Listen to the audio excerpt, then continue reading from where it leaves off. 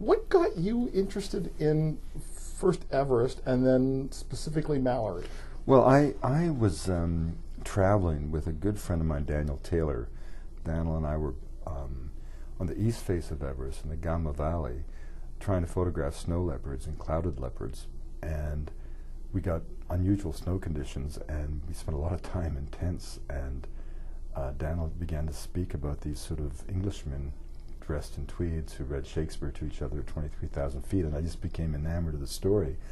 And you know, from the very start, and of course, the dramatic part of the story that most people would be familiar with is that on June 8th, 1924, in the third attempt to climb Everest, Sandy Irvin, 22, and George Mallory, 37, were famously seen by Noah Odell cresting the northeast ridge, reputedly moving strong for the summit, when the mist rolled in and enveloped their memory and myth. And I was never interested in the question, did he get to the top or not?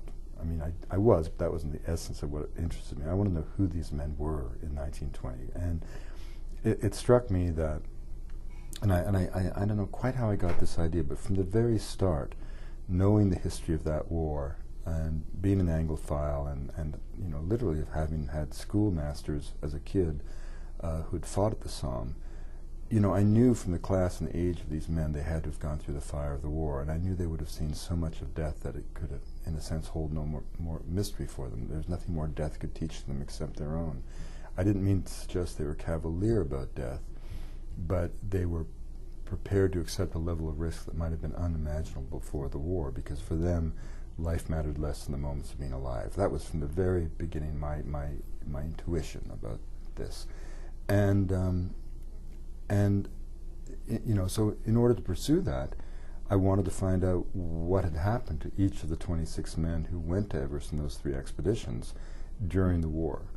And you know, it was famously said of both the Battle of Passchendaele and the Somme that the British Army lacked the clerk power to tabulate the dead. But if that was the case, they kept records of just about everything else. It was the most thoroughly documented war in history. And it also was remarkably compressed. I mean, the British zone of operations was never bigger than the English county of Lincolnshire. I mean, the British front was never longer than 125 miles. For much of the war, it was 85 miles. Behind that front, they built 6,000 miles of trenches, 6,000 miles of railroad. You know, the Ypres salient, where 1.7 million boys died, could be walked around in a long day. It was 4 miles by 12 miles. And because so many millions of men poured through that zone of operation, and because after the war there was a sort of flood of memoirs and diaries and reflections and poetry and prose, literally it was possible not only to find out where each man was every day of the war virtually, with some notable gaps, but also it was easy to sort of ascertain, not easy, but with research it was possible to ascertain more or less and with some confidence what they had been exposed to at any point in time in their wartime experience. And that's what allowed me to sort of place them with a specificity in both time and space that I never would have thought it possible at the outset of the project. So much of this, of the desire to climb the mountain, seems to have come from the horror of the war and the tour. Well, at first I thought it was kind of I thought, what's he talking about? But I was very careful in this book not to editorialize and say that X led to Y, you know. I just wanted to explain who these men were, and there was no way of excluding what by any definition would have been their seminal experience of their lives. You know, the effort to climb Everest, of course, began long before the war as a kind of a gesture of imperial redemption for an empire of explorers that had lost the race to the North and South Poles, and suddenly you had Everest, the third pole, within the domain of the British Raj. It was a natural focal point of imperial ambitions. I think it's fair to say that in the wake of the war, it became a gesture of regeneration for a nation that had been bled white by war. The World War changed everything. It created everything we think of as being modern. And another important point is that we tend to think that this sort of stultified era of the Victorians somehow morphed into the chaotic wonder of the jazz era, you know, of the 20s.